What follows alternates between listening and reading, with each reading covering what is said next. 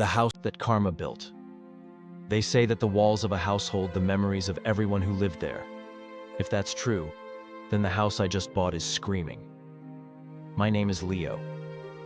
For the first 18 years of my life, my world was exactly 600 square feet of damp concrete and exposed pipes. I lived in a basement. I watched the feet of the wealthy pass by my tiny street-level window like ghosts of a life I wasn't allowed to have. They mocked me for the smell of mildew on my clothes. They mocked my father, Thomas, for his grease-stained hands, and my mother, Elena, for the 3 jobs she held just to keep the lights flickering.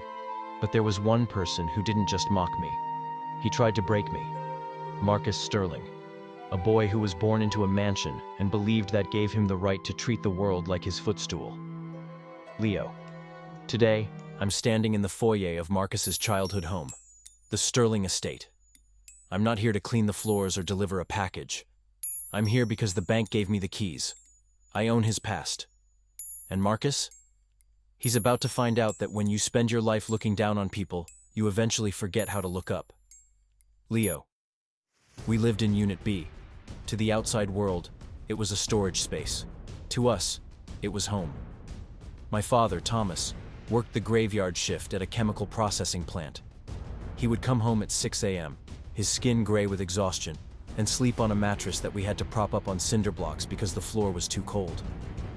My mother, Elena, was a force of nature. She worked as a hotel maid, a seamstress, and a dishwasher. She used to tell me, "Leo, the floor is only temporary as long as you keep looking at the ceiling." But the ceiling was literal for me. Our basement apartment sat directly beneath a wealthy family's kitchen. I grew up listening to the muffled sounds of their laughter, the scraping of their chairs, and the clinking of their fine china. I knew their schedule better than my own.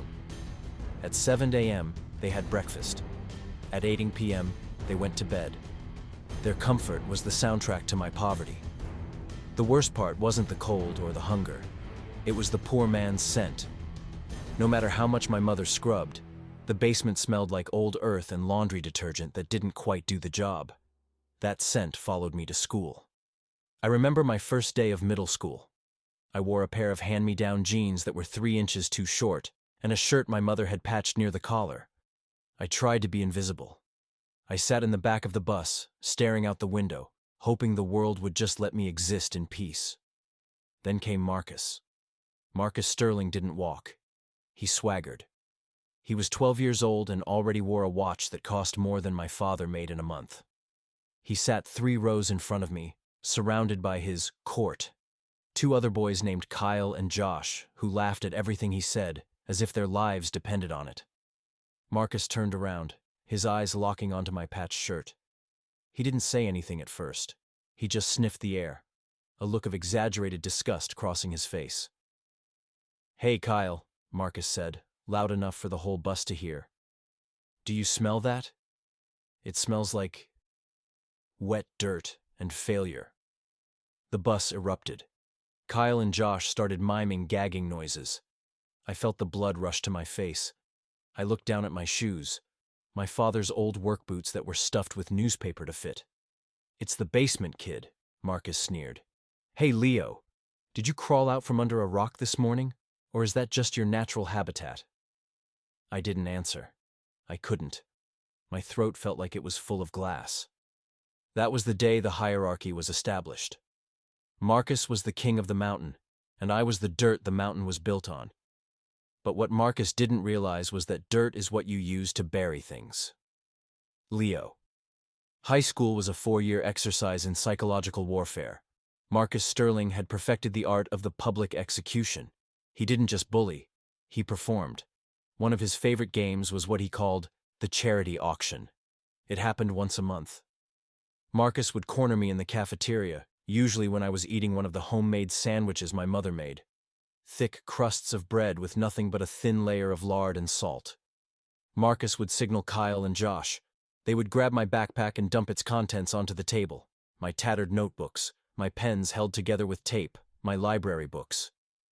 "Ladies and gentlemen," Marcus would shout, standing on a chair, "the Sterling Foundation is holding a silent auction for these artifacts.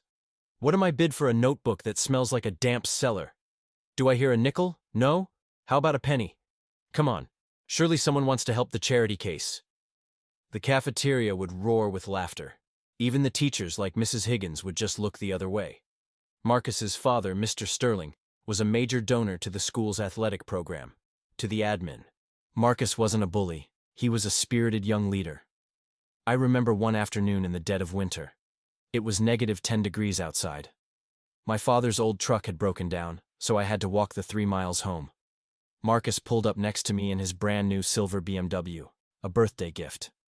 Kyle and Josh were in the back, heaters blasting, windows down just enough for me to hear their music. "Hey, Leo," Marcus yelled over the engine. "I'd give you a ride, but I don't want the leather seats to start smelling like, well, you. Why don't you try running? It might generate some heat." He then sped off, intentionally hitting a slush-filled pothole right next to me. I was drenched in freezing gray water. I stood there shivering, my skin turning blue, watching his taillights disappear. That was the moment something inside me shifted. It wasn't sadness anymore. It was a cold, hard clarity. I realized that Marcus's power wasn't based on his strength, his intelligence, or his character. It was based on a number in a bank account.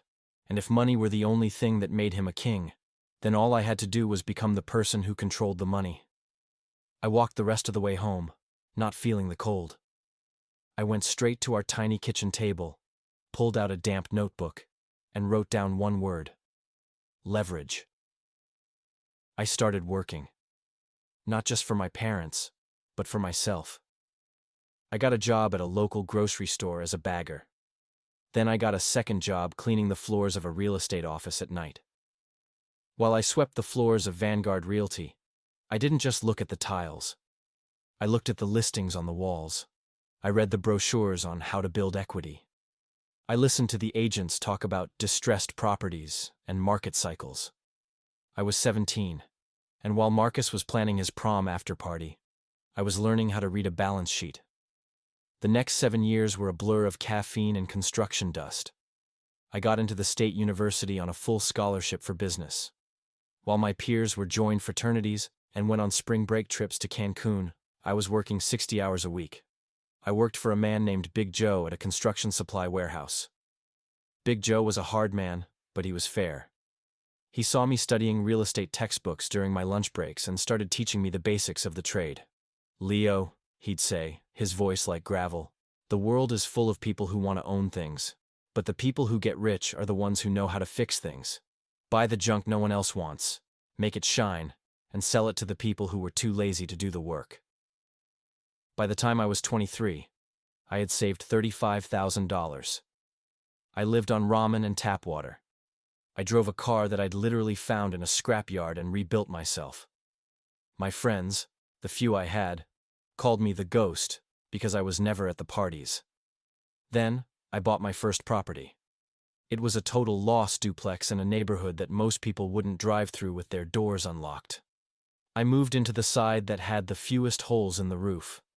Every night after my corporate job as a junior analyst, I would come home, put on my tool belt, and work until 2 a.m. I learned how to sweat copper pipes. I learned how to hang drywall. I learned how to navigate the city's permit office. One night, I was standing on a ladder, covered in white dust, when I looked at my hands. They were scarred, calloused, and dirty, just like my father's had been. But I wasn't ashamed. For the first time, I felt like I was building a wall that Marcus Sterling could never climb over. I finished the duplex and rented it out. The cash flow paid for the mortgage and gave me an extra $500 a month. I didn't spend a cent of it. I used it as leverage to buy a 4-unit building. Then an 8-unit building. I started a small firm called Basement Capital. People thought it was a humble name.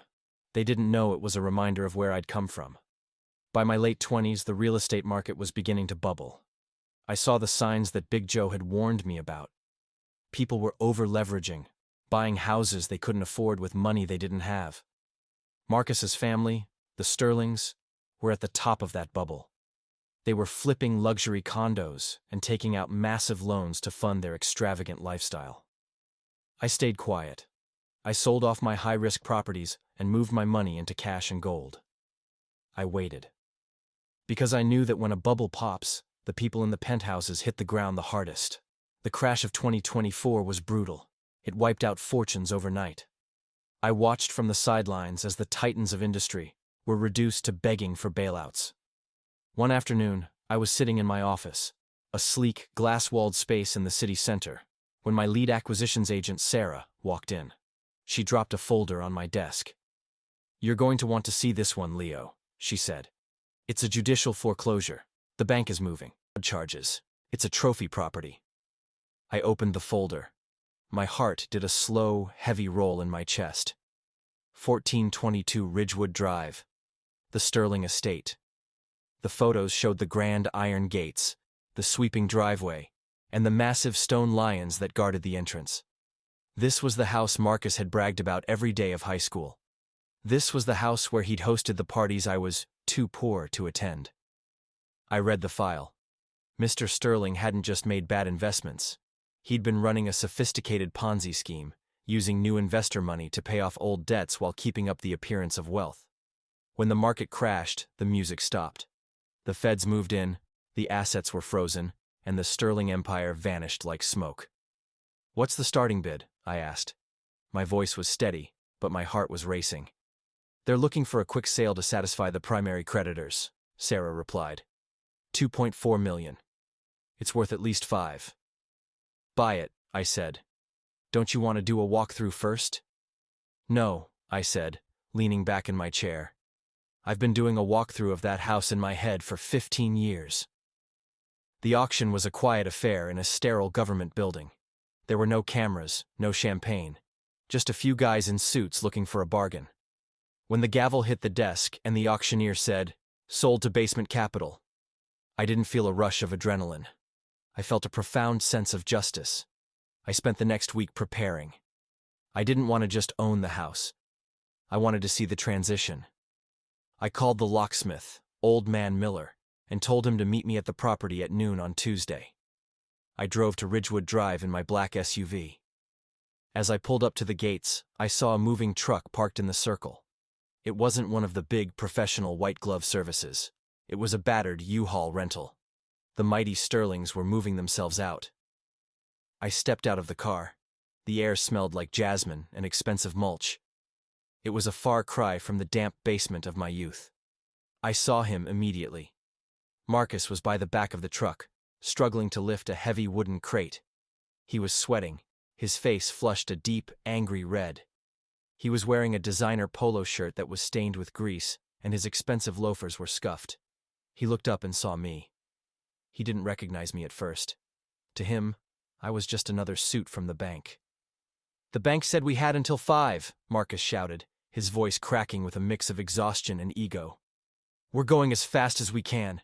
Tell your bosses to relax." I walked toward him, my boots clicking on the expensive pavers. I stopped about 5 feet away and took off my sunglasses. "Hello, Marcus," I said. He froze. He squinted at me, his brain trying to bridge the gap between the billionaire in front of him and the basement kid he used to torment. It took several long, agonizing seconds for the realization to sink in. "Leo?" he whispered. "Leo? The charity case?" "It's just Leo now," I said. "And actually, I'm the one you should be talking to. Not the bank. I'm the owner of this property. My firm, Basement Capital, bought the deed this morning."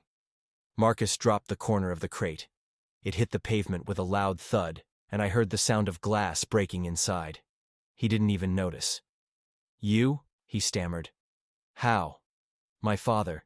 He said this was just a temporary setback. He said we'd be back in the house by next year." "Your father is going to prison, Marcus," I said calmly. "And the only thing you're going back to is reality. This house is being converted. I'm gutting the main wing. I'm turning your throne room into 3 luxury apartments for people who actually work for a living." Marcus looked around at the estate, his eyes welling with tears. It wasn't a sympathetic sight. It was the look of a man who realized that his only identity had been stripped away. "You're doing this for revenge," he spat, a flicker of his old arrogance returning. "You've been planning this since high school. You're obsessed with me." I laughed. It wasn't a mean laugh, it was a genuine one. Marcus, I haven't thought about you in years, I said. I bought this house because it was a sound investment. The fact that it belonged to you is just a poetic bonus. I didn't win because I hated you. I won because I worked while you played. I built while you spent. I grew while you stayed exactly the same. I reached into my pocket and pulled out a small blue plastic lunchbox. I'd kept it in my office for years. I set it on the tailgate of his rental truck. My mother cleaned your father's office once, I said. He fired her because she accidentally knocked over a trophy. Today, I'm the one who decides where your family's trophies go. And honestly, they're going in the trash. I watched Marcus drive that U-Haul out of the gates. He didn't look back. He couldn't. He was heading to a small 2-bedroom apartment on the grew up in. But to him, it was a dungeon. I walked into the empty house. My footsteps echoed through the marble halls. I went to the kitchen, the one that used to be above our heads. I stood in the center of the room and listened. For the first time in my life, I didn't hear anyone laughing above me. I brought my parents to the house that weekend. My father, Thomas, walked through the rooms with his hands behind his back, his eyes wide. He touched the walls as if he expected them to disappear. My mother, Elena, went straight to the window and looked out at the garden. "It's a lot of windows, Leo," she said, her voice trembling. "So much light." "No more basements, Mom," I said, putting my arm around her. "From now on, we only live where the sun hits the floor." I didn't keep the house as a mansion. That would have been Marcus's way. Instead, I followed through on my plan. I renovated the Sterling estate into a high-end, multi-family residence. I named it the Elena Suites. I learned a powerful lesson through all of this. Revenge is a shallow goal. If you spend your life trying to get even with people who hurt you, you're still letting them control your direction. But success? Success is a different beast entirely. Success is about outgrowing your enemies so completely that they become invisible in your rearview mirror. Marcus Sterling eventually found work as a car salesman. I hear he's okay at it, but he struggles with the customer service aspect. He still lives in that 2-bedroom apartment. Every once in a while I drive past our old apartment building, Unit B. There's a new family living there now. I see a little boy looking out that tiny, street-level window. Last month, I set up a scholarship fund specifically for kids living in that zip code. I called it the Foundation of the Floor. Because I want those kids to know what I didn't know back then. The world might try to keep you in the basement. They might mock your clothes, your scent, and your struggle. But those people are just the audience. You are the architect. Keep your head up. Keep your eyes on the ceiling. Because one day you won't be looking at it. You'll be owning it. This has been my story. If you're in your own Unit B right now, remember this. Karma doesn't work on a schedule. It works on a scale. And as long as you keep adding to your side of the scale with hard work and integrity, the other side will eventually hit the ground. Don't get even. Get ahead.